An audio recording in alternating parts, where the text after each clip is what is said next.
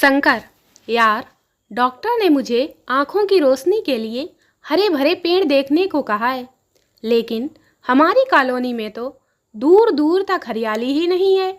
महेश, इसमें चिंता की क्या बात है? तुम अपनी पत्नी को 2-4 हरी साड़ियाँ लाकर दे दो। शंकर, लेकिन यार, डॉक्टर ने मुझे हरे भरे पेड़ देखने को कहा है, पहाड़ नहीं।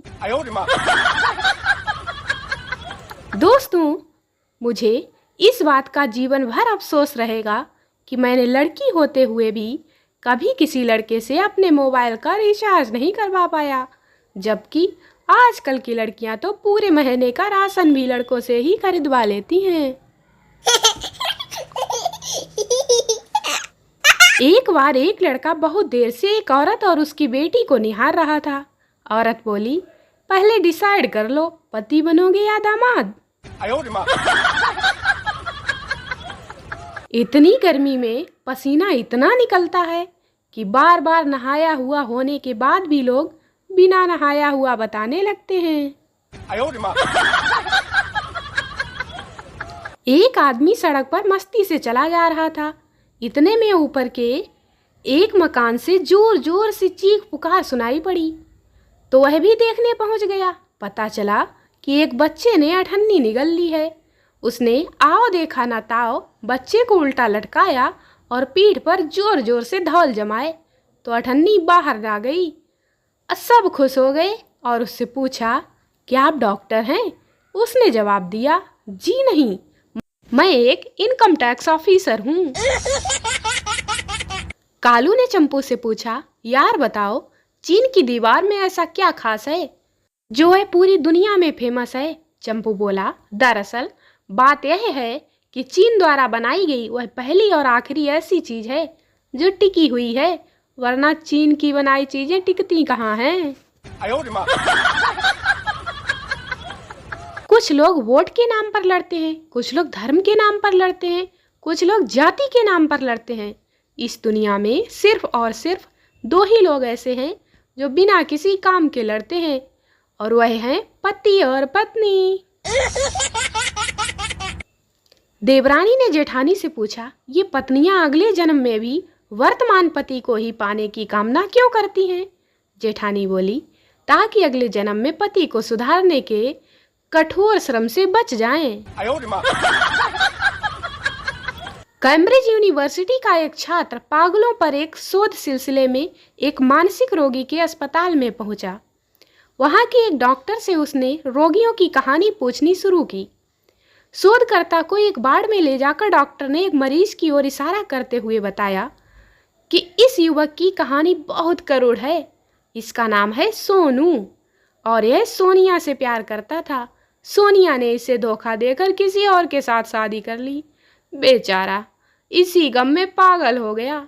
शोधकर्ता की आंखों में सहानुभूति के आंसू बह निकले और दोनों दूसरे वार्ड की ओर बढ़ गए। एक कमरे के बाहर लिखा था, सावधान, इसे ना छेड़िए, यह बहुत ही खतरनाक पागल है। डॉक्टर ने उसकी ओर इशारा करते हुए बताया, यह इस अस्पताल का सबसे खतरनाक पागल है। इसी ने सोनिया से शादी की थी। किसी दीवार पर लिखा था, पढ़ने वाला गधा। इसे पढ़कर वहां से गुजर रहा एक लड़का सोच में पड़ गया। थोड़ी देर तक सोचने के बाद वह आगे बढ़ा और उसने पहले शब्द को बदल दिया और अब वहां लिख गया, लिखने वाला गधा। जीवन में कम से कम एक सच्चा मित्र हमेशा अपने पास रखो, ताकि जिस दिन आपके यहाँ तुरई, करेला या लौकी की सब्जी बने, उस दिन उसके घर जाकर खाना खा सको। No no no no. Santa school से जल्दी घर आ गया। माँ, क्या हुआ बेटा, आज जल्दी घर आ गए? संता, हाँ माँ, मैंने एक मच्छर मार दिया तो मैडम ने भगा दिया। माँ, क्या? एक मच्छर मारने से पर स्कूल से भगा दिया? संता, मच्छर मैडम के गाल पर बैठा था ना वो, इसलिए। एक गांव का लड़का जो दिल्ली नौकरी करने गया, अपने गांव वापस आया और अपने दोस्तों से बोला, पता है, जितनी भीड़ दिल्ली वालों की शादी में होती है, उससे ज़्यादा भीड़ तो अपने यहाँ गांव में तब होती है जब ट्रांसफार्मर ठीक किया जाता है।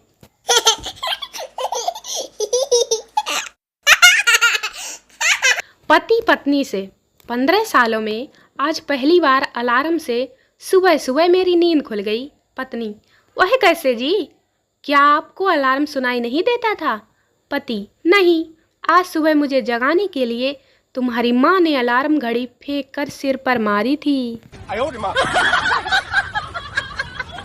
संता: मेरी बीवी इतना मजाक करती है कि क्या बताऊं। बंता: कैसे? संता: कल मैंने उसकी आंखों पर हाथ रखकर पूछा, मैं कौन? तो वो बोली, रामू सब्जी वाला।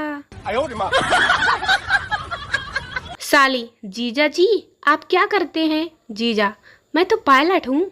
साली: अच्छा जीजा जी, कौन सी एयरलाइंस में पायलट हैं आप? जीजा: अरे मैं वो घर की शादियों में ड्रोन उड़ाता हूँ। इसे सुनकर साली जी अभी तक बेहोश हैं। एक पति ने अपनी पत्नी को दिल की बात बताई। कहा, तुमसे शादी करके मुझे एक फायदा हुआ है। पत्नी: कौन सा फायदा जी? पति: मुझे मेरे गुनाहों की सजा इसी जन्म में मिल गई। सोनू: माँ, ये लड़कियां इतने व्रत क्यों रखती हैं? माँ: बेटा, इतनी आसानी से थोड़ी मिल जाएगा किसी को तू। सोनू मन ही मन सोचता हुआ बोला, कसम से आज देवता वाली फीलिंग आ रही है। No no no no. Chintu की भाभी काजू खा रही थी। चिंटू प्यार से बोला, भाभी जी जरा मुझे भी टेस्ट करा दो। भाभी ने एक काजू चिंटू के हाथ में रख दिया और बाकी खुद खाने लगी। चिंटू बोला, बस एक ही काजू? भाभी ने गुस्से में कहा, हाँ, बाकी सबका स्वाद भी ऐसा ही है। No no no no. बेटा, मुझे शादी नहीं करनी, मुझे सभी औरतों से डर लगता है। पिता: कर ले बेटा कर ले, फिर एक ही औरत से डर लगेगा, बाकी सब अच्छी लगेंगी। पप्पू शराब पीकर गाड़ी चला रहा था। अचानक गाड़ी एक खंबे से टकरा गई। पुलिस: बाहर निकल साले। पप्पू बोला, माफ कर दो दरोगा जी। पुलिस: साले दारू पी के गाड़ी चलाता है, मुंह खोल। पप्पू: अरे नहीं साहब, पहले से खूब पी रखी है और कितना पिलाओगे? No no no no.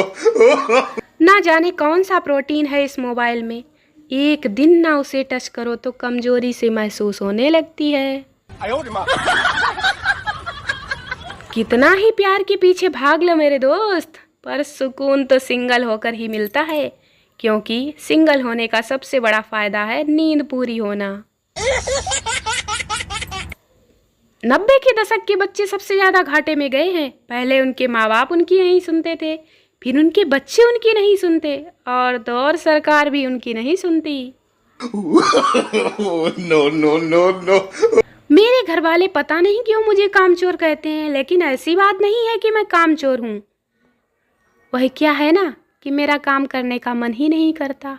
No no no. School में यदि टीचर तुमसे कहे निकल जाओ मेरी क्लास से, तो ये समझ जाओ कि बहस वाली जंग तुमने जीत ली है। दोस्तों वीडियो को लाइक करें, शेयर करें, चैनल को सब्सक्राइब जरूर करें। मिलते हैं अगले वीडियो में, तब तक के लिए बाय बाय।